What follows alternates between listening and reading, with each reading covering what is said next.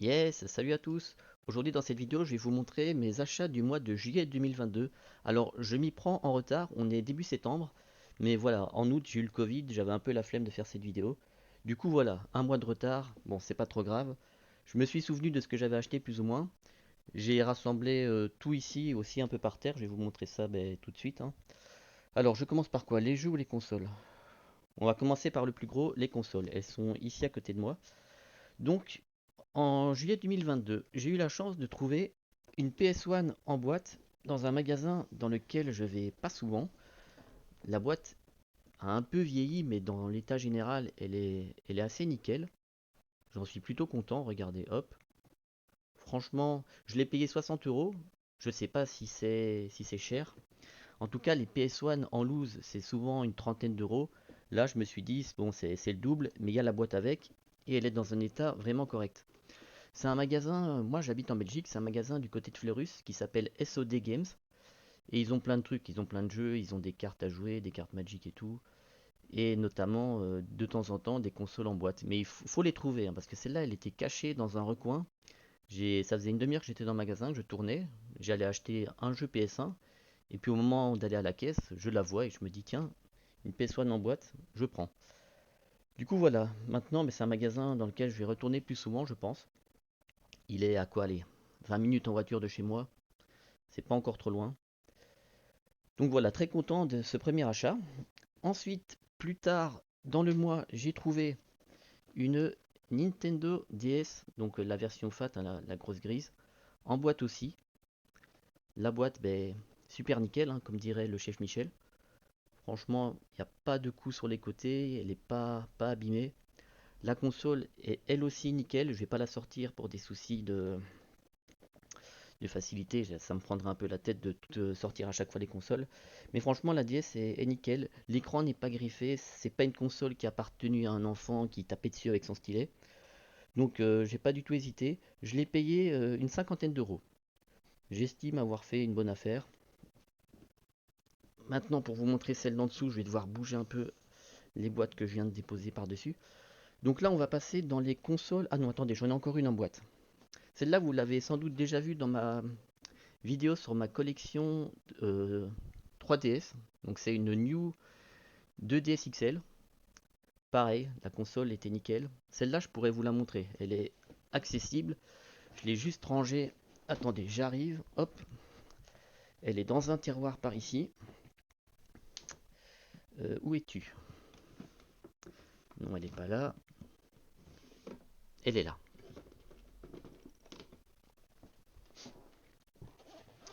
Comme pour la DS, l'état est impeccable. De toute façon, j'achèterai pas une console si l'écran est griffé, ce genre de truc quoi. Quand je me décide à faire le move d'acheter, là je l'ai payé une centaine d'euros celle-là. Donc si elle était abîmée, je l'aurais pas pris à ce prix-là. Mais franchement, l'écran est parfait, nickel. La boîte n'a pas un pet. C'était ouais 199, je sais plus. Mais en tout cas, j'ai pas hésité très longtemps. Ah mais attendez, je dis une connerie. Non, c'est ma copine qui l'a acheté celle-là. Oui, je suis trop con. C'est ma copine qui l'a acheté. Donc moi, j'ai rien à voir là-dedans. J'étais avec elle, elle l'a vue, elle l'a trouvée belle. Je lui ai dit, prends-la, prends-la chérie, vas-y, fais-toi plaisir. Mais voilà, c'est ma copine qui l'a acheté du coup. Il faut rendre à César ce qui est à César, hein. Donc voilà, pour les consoles en boîte, c'est tout. Maintenant, on va passer aux consoles en loose. Donc j'ai acheté, voilà, c'est ça que j'ai acheté le jour où elle a acheté la 2DS en boîte. Moi, j'avais une petite PSP qui traînait en loose à 60 euros. Une PSP, alors c'est 3000, je sais plus. PSP 3003. J'estime que c'est une PSP 3000 du coup. Je m'y connais pas assez en PSP. Couleur un peu rouge bordeaux. J'aimais bien le coloris, c'est pour ça que je l'ai pris. Je pense qu'elle est chargée, hein, si je la démarre. Je dis peut-être une bêtise. Elle est peut-être déchargée. Où est-ce qu'on allume la PSP encore? Non, ça c'est pour mettre le wifi en route. Ah, c'est là. Alors, est-ce qu'elle s'allume? Oui, c'est bon. Elle démarre. Alors, est-ce qu'on verra? On voit que dalle, hein. On voit que dalle, mais là je suis dans le menu. Mais j'ai pas une webcam assez puissante pour qu'on voit quelque chose. Donc voilà, euh, belle petite trouvaille. En plus, comme pour les autres consoles, voilà, Elle est pas abîmée, elle est pas griffée. Je vois souvent des PSP, mais elles ont pris cher, hein. Dans les magasins cache converteurs, il y en a assez régulièrement, mais elles sont souvent griffées, avec les contours un peu usés. Après, c'est le problème des consoles portables. Elles sont faites pour jouer entre guillemets dehors. Voilà, si c'est voilà, c'est la vie, hein. On peut pas avoir une console portable, à part si c'est un collectionneur qui l'avait acheté pour la garder en exposition. C'est compliqué d'avoir des consoles portables en bon état parce que des fois on la met dans sa poche, elle tombe à terre sans faire exprès. Ben voilà, elle est rayée, elle est griffée. Donc c'est tout, je pense, maintenant pour les consoles. Ah ben non, je suis bête, il y en a encore deux. Ça ne s'arrête pas. Ça a été un mois assez conséquent le mois de juillet, hein. J'ai trouvé pas mal de trucs. Bon, après, je me suis pas ruiné parce que vous voyez les prix, c'est pas non plus des achats qui coûtent très très cher. Donc là, c'est une console de salon, entre guillemets, en loose. Donc, ce que je fais, vous pouvez le voir derrière moi, j'ai acheté des boîtes dans les magasins Action. C'est toutes les mêmes boîtes et dedans, je mets mes consoles en loose. Donc là, c'est une PS2 Slim coloris silver, enfin gris. Elle est un peu griffée, je vous l'avoue. Le capot a un peu vécu, mais elle était vendue 30 euros. Je ne l'avais pas dans cette couleur, je l'ai pris. Voilà, je suis faible. En plus, la manette est une manette officielle couleur grise aussi. Si ça avait été une manette Big Ben, je l'aurais peut-être pas pris. Mais là, je me suis dit, allez, une manette PS2, c'est environ 10 balles. La console, elle revient donc à 20 balles. Je prends. Donc ça, c'est tout pour la PS2. Je vais la remettre là. Et enfin, je crois que cette fois-ci, c'est la dernière console. Oui, voilà, c'est la dernière console que j'ai achetée en loose en juillet. C'est une GameCube blanc nacré. Donc en anglais, White Pearl. C'est la GameCube blanche, en fait, tout simplement. J'ai mis un peu plus cher, là, j'ai mis 80 euros pour l'acheter, en loose. C'est pas donné, mais bon. Les GameCube, ça commence à monter les prix, hein. Il y a quelques années, je les voyais à 40-50 euros. Maintenant, c'est 60 euros minimum, hein, pour la version classique, la mauve. Celle qu'on voit partout. Donc voilà, c'est tout pour les consoles. On va passer au jeu. Ah non, on va faire les accessoires d'abord. Donc j'ai trouvé dans le même magasin où j'ai acheté la PS1 des bongos. Ils étaient vendus 20 euros. Et en fait, le mois dernier, j'ai acheté Donkey Konga 1, 10 euros sans les bongos. Donc j'étais un peu embêté, je voulais absolument trouver des bongos. J'avais regardé sur eBay, mais c'était pas donné. Puis en plus, les frais de port sont assez conséquents parce que c'est gros. Du coup, là, je l'ai trouvé à 20 balles. Très content. Le dessus n'est pas trop usé. Bon, il a un peu, il a vécu, mais il n'est pas déchiré, quoi. C'est ça le principal. Donc très content d'avoir rentré cet accessoire. Ensuite, j'ai aussi trouvé dans un cache converteur le multitap de la PS2. Je ne l'avais pas, il coûtait 10 balles. Je me suis dit, allez, on prend. En plus, j'ai des jeux PS2 qui se jouent à 4, donc ça tombe bien. Il faudra que j'achète le multitap PS1, je n'ai toujours pas. Ensuite, j'ai trouvé ceci. Donc, c'est le câble qui permet de relier la Game Boy Advance à la GameCube. C'était 5 euros, j'ai pris. J'en ai pas. Je me rappelle plus dans quel magasin je l'ai acheté, mais voilà, une petite manette Dreamcast. Je crois que j'en ai 4 maintenant, je pense. Ou alors j'en ai peut-être 5. En tout cas, voilà, comme il y a 4 ports manettes sur la Dreamcast, je cherchais toujours à trouver des manettes en bon état. Celle-là est plutôt bien, elle est pas jaunie, elle est nickel. Elle fonctionne bien. Très content de cet achat. Je me rappelle plus du prix non plus, mais ça doit pas être très cher. Donc là, je pense qu'on a fait le tour des accessoires, on va passer au jeu. Alors, j'ai acheté via eBay 3 jeux N64. Là, il y en a 4, mais il y en a un que j'ai trouvé en magasin. Donc ça, je l'ai acheté sur eBay, ça aussi, ça aussi. On va commencer par celui que j'ai trouvé en magasin. J'ai enfin mis la main sur Resident Evil 2 N64. Il était temps, hein, je le vois vraiment pas souvent. Là, il était vendu 39 euros. Je l'ai pris. En loose, évidemment. Je l'ai acheté, j'ai pas réfléchi très longtemps. Ça faisait très longtemps que je l'avais plus vu. En plus, quand je le vois, généralement, il est assez cher. Là, j'ai trouvé que 39 euros, ça allait encore. Donc, je l'ai un peu testé, j'ai un peu joué, j'ai fait le début du jeu. C'est c'est génial. Je rêvais de l'avoir. C'est chose faite. Ensuite, j'ai acheté 3 jeux de catch sur eBay. Alors, Maintenant, je crois que j'ai tous les jeux de catch de la Nintendo 64. J'ai trouvé WWF Attitude.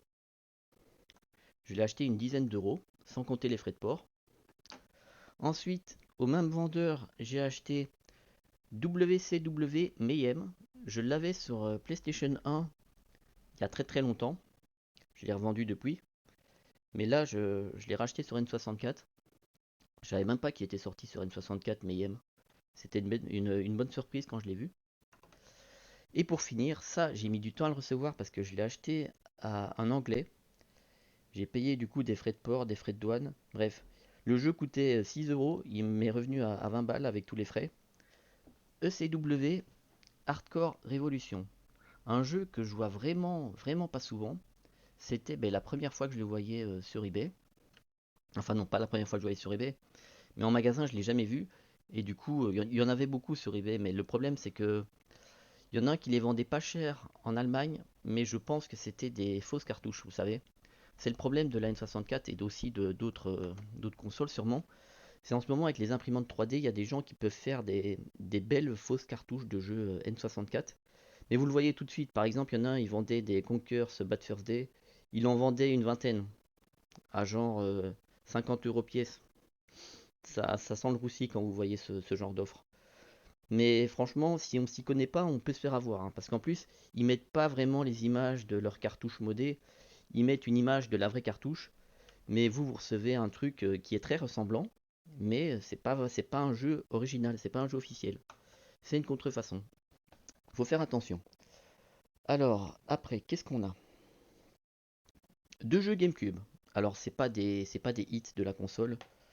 C'est des jeux que j'ai achetés pour pas très cher. Donc, Le Monde de Nemo, payé 7,99 €. Et le Pôle Express, payé 5,95 €. 5,95 €, comme je devrais dire en belge. Après, qu'est-ce qu'on a? Ah oui, ça c'était dans un cache converteur. Il faisait une promo, 3 jeux Xbox One achetés, un jeu offert. Du coup, j'en ai pris 4. J'ai pris à chaque fois 10 euros pièce. Ça m'est revenu à 30 balles. Le Kingdom Come Deliverance. J'ai toujours voulu y jouer. Je l'ai sur PC, mais je pense pas que j'ai un PC assez puissant pour le faire tourner en très bonne qualité. Ensuite, j'ai acheté A Way Out. Faudrait que j'enlève les prix d'ailleurs. Gear of Wars 4. Attendez, je vais vous le montrer convenablement. Et enfin, Mirror Edge Catalyst. Voilà, c'était une offre assez sympathique, j'espère qu'ils la referont. Je crois que c'était les derniers jours où ils la faisaient quand j'y suis allé. J'y suis retourné une semaine après, c'était plus actif. Après, on a deux jeux PS2. Alors, c'est des jeux que je n'avais plus dans ma collection, notamment le San Andreas que j'avais acheté à l'époque en 2004, je l'avais poncé. J'avais même détruit une PS2 à cause de. Enfin, il y a une PS2, ma première PS2 FAT, qui a rendu l'âme pendant que je jouais à GTA San Andreas. Elle a griffé le CD, c'était horrible. Du coup, j'ai dû en racheter une. Et j'ai dû aussi racheter un deuxième GTA San Andreas vu qu'il était griffé. Mais j'avais dû le revendre après. Et là, je l'ai racheté. Je me suis rendu compte en lisant ma liste de jeux PS2 que je l'avais plus. Je trouvais ça bizarre, mais bon, c'est possible. Et enfin, celui-là, je l'avais jamais eu. Je l'avais sur PSP, mais je l'avais pas sur PS2. C'est le Grand Theft Auto Liberty City Stories. C'est la version PSP qu'ils ont finalement mis aussi sur PS2. Un très bon jeu. Et pour finir, j'ai acheté 3 jeux GameCube. Alors, il y en a deux, c'est des jeux vraiment lambda, c'est des jeux Lego. Donc, il y a le Lego Avengers à 9 euros dans un cache converteur aussi. Et le Lego Jurassic World. Je les ai pris parce que je les possédais pas dans ma collection. Mais c'est pas des jeux que je compte faire. Mais bon, à ce prix-là, on va pas se priver. Encore que c'est vrai que 10 euros, c'est pas non plus. Mais les jeux GameCube, enfin les jeux GameCube, qu'est-ce que je raconte? Les jeux Wii U, j'en vois pas à moins de 10 euros, hein. Sincèrement, hormis peut-être dans des vides-greniers où là vous pouvez faire un peu de, pas dire du troc, mais voilà, vous pouvez faire baisser les prix. Dans les magasins type cash, les jeux Wii U, c'est pas moins de 10 euros. Et là, il m'a pas coûté 10 balles, celui-là, il m'en a coûté un peu plus, une petite vingtaine. Le Zelda Wind Waker HD. Je suis content de l'avoir parce qu'en fait, il faut savoir que j'ai qu'une seule Wii U, pardon. C'est la Wii U Zelda. Et le souci, c'est que le Wind Waker HD, il est pas en physique. Il est dans la console, préinstallé. Du coup, je n'avais pas je n'avais pas le CD, j'avais pas la boîte. Et comme je la trouve quand même assez belle et que je pense avoir tous les autres Zelda de la Wii U, je me suis dit, bon allez, je l'ai déjà en démat, mais je vais quand même l'acheter en physique. Et j'ai sauté le pas. J'ai bien fait parce il commence à monter, hein. À une époque, c'était une quinzaine d'euros, puis c'est passé à 20. Maintenant, certains magasins vendent ce jeu-là à une trentaine d'euros, voire une quarantaine d'euros. Ben, c'est tout, hein. Je pense que j'ai tout montré pour le mois de juillet. Oui, j'ai tout montré. Donc voilà, j'espère que cette petite vidéo vous aura plu. Je pense faire la vidéo du mois d'août dans la foulée, hein, vu que là on est en septembre. Je vais tourner la vidéo du mois d'août juste après. Bon voilà, si vous aimez ce genre de vidéo, ben, n'hésitez pas à vous abonner. Et moi je vous dis à la prochaine. Salut!